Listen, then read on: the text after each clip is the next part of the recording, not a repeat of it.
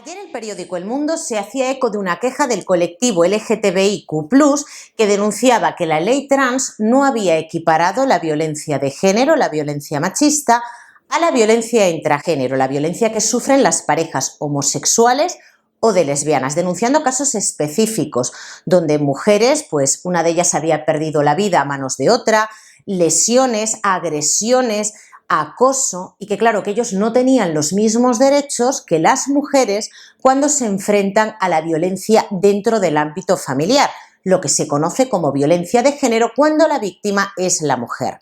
Y es que, señores, hoy en este vídeo quiero analizar con ustedes el absurdo. ¿Cuántas veces no he denunciado yo en este canal que la violencia no tiene género? Lo estamos viendo, es algo palmario delante de nuestros ojos, pero preferimos mirar hacia otro lado. Miren, cuando los abogados queremos acceder al turno de violencia de género, al turno de oficio, tenemos que hacer un curso y examinarnos. Ese curso consiste en estudiar la Ley Orgánica 1/2004 de medidas de protección integral contra la violencia de género, la Ley de Violencia de Género que entró en vigor en el 2004. Cuando te estudias esa ley, empiezas por la exposición de motivos. ¿Qué significa la exposición de motivos de una ley? Bueno, pues el origen de esa ley, ¿qué pretende conseguir esa ley? ¿Cuáles son los objetivos? ¿Qué se va a proteger a través de esa ley?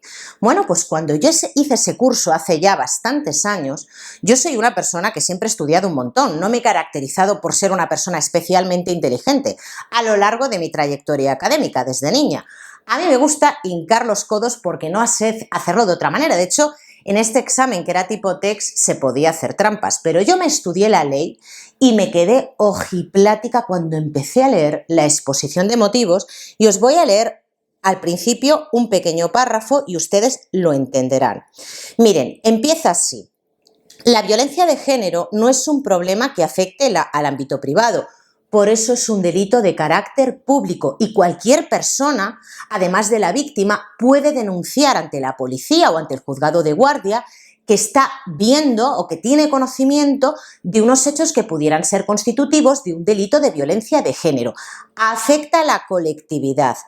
Al contrario, se manifiesta como el símbolo más brutal de la desigualdad existente en nuestra sociedad.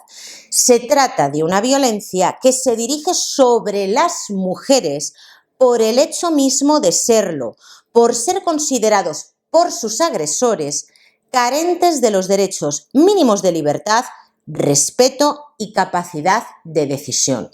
Cuando yo leí esto, pensé en todos los casos que yo había llevado en el ámbito privado, dentro de mi profesión, no como abogada del turno de oficio, y pensé que esta ley llegaba tarde, concretamente 30 años tarde, cuando efectivamente en nuestra sociedad el rol machista estaba más patente, cuando las mujeres se dedicaban única y exclusivamente, salvo algunas pequeñas excepciones, al cuidado del hogar, cuando el hombre, en algunos casos, y no siempre era así, ejercía una dominación hacia la mujer, una dominación real, y donde todo el mundo que tenía conocimiento de esos hechos miraba hacia otro lado porque naturalizaba ese tipo de violencia.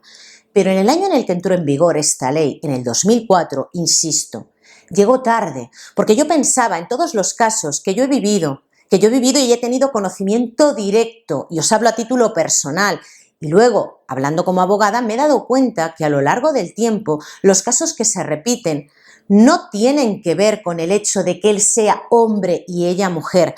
Hablo de España, no de otros países, hablo de España. Tiene que ver con otros factores que no se ponen encima de la mesa, porque no es necesario probar en un juicio el motivo de la agresión, para nada. Basta con que el autor sea un hombre y la víctima sea mujer.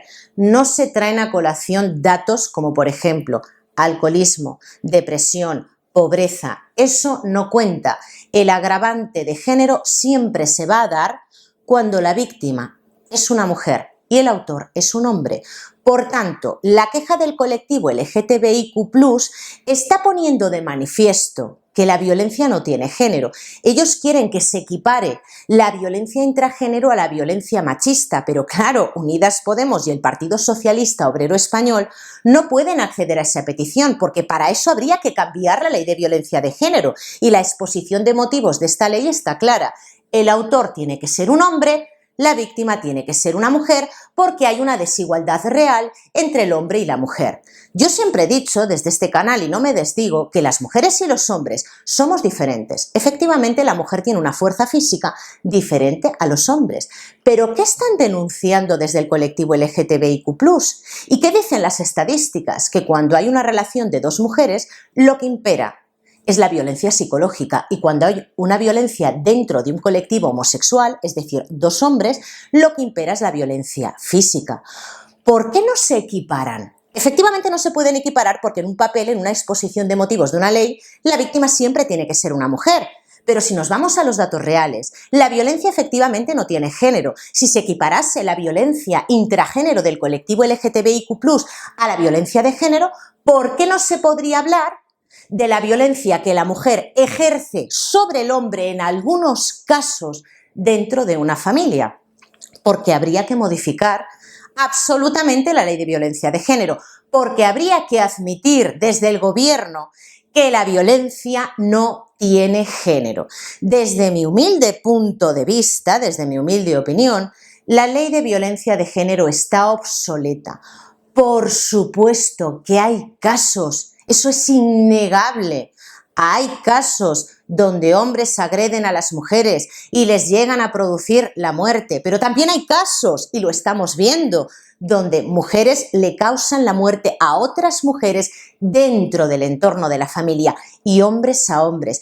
¿Tiene que ver con el género? No. Tiene que ver con muchos otros factores, como por ejemplo estar saliendo con una persona carente de empatía, con un psicópata, con un narcisista, pero eso no lo queremos ver. La ley trans, cuando yo he hablado en muchas ocasiones y he sido muy crítica con la ley trans, cuando yo empecé a hablar de ello, dije, hay una parte de mí que se alegra de que la ley trans entre en vigor por este motivo, porque empiezas a poner encima de la mesa casos y te das cuenta de que las mujeres están teniendo más derechos que los hombres solo por el hecho de ser mujeres. ¿Qué derechos a mayores tendrían en comparación con una pareja homosexual o lesbiana?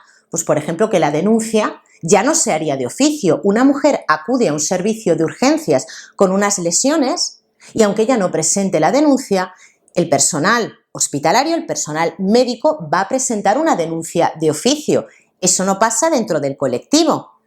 ¿Qué pasa con una mujer víctima de violencia de género? Aunque sea la mismísima marquesa y tenga más ingresos y los triplique al abogado de oficio, ella siempre va a tener asistencia jurídica gratuita. Va a tener un servicio siempre ahí, 24 horas, que en el momento en el que ella lo necesite, un abogado de oficio se va a trasladar y sin ningún coste la va a asesorar, la va a ayudar a presentar la denuncia, va a continuar ese abogado hasta el final del procedimiento, el procedimiento penal y también el procedimiento civil, si fuera necesario, pues presentar una demanda de divorcio, de separación o de lo que fuera. Eso no ocurre en el colectivo LGTBIQ+. ¿Qué pasa con las ayudas económicas? Otro tanto de lo mismo. Las víctimas de violencia de género tienen derecho a esas ayudas, los hombres no. Sí que es cierto que cuando entró en vigor la ley 821 el año pasado, y yo también he hecho hincapié en el canal de que se suspende el régimen de visitas a favor del padre en el momento en el que la mujer presenta la denuncia de violencia de género, esto también sería extensivo a la violencia doméstica, pero yo lo que veo en la práctica es que eso solo ocurre cuando presenta la denuncia la mujer. En fin, yo creo que con el paso del tiempo, espero que más pronto que tarde, los políticos abran los ojos, dejemos de lado el victimizar a las mujeres y ahora victimizar al colectivo LGTBIQ+, porque no tiene nada que ver con el género. Tiene que ver con que dentro de una familia, legislar dentro de las relaciones íntimas de una familia es muy difícil. No tiene nada que ver con el género, por supuesto que no. pero sí que creo que todo debería de ser considerado violencia doméstica, y no poner la nota de atención en el género de la mujer. Lo voy a dejar aquí. Muchísimas gracias por verme. Hoy estoy un poco más relajada, les comento, porque he decidido quedarme un par de días más en el pueblo y estoy la mar de a gusto. Ahora, cuando vuelva me voy a encontrar con todo el trabajo atrasado, y cuando me refiero a trabajo atrasado me refiero al trabajo de mentorías que hago con mis chicos, que bueno, los que me siguen desde hace tiempo ya saben lo que es, pero bueno, el resto, pues como ahora los plazos desde el día 24, plazos procesales hasta el día 6 se suspenden, es una alegría que nos ha dado la ministra de Justicia, pues bueno, me lo tomo con un poquito más de relax, que yo también tengo derecho a tomar unas pequeñas vacaciones. Así que nada, muchísimas gracias por verme, por darle me gusta al vídeo. Os invito a que participen en comentarios, me gusta leerles. Ya saben que yo les voy dando corazoncito, cuando doy corazoncito es que he leído el mensaje. Así que nada, no me enrollo más, gracias por verme y como siempre les digo, un placer y nos vemos mañana.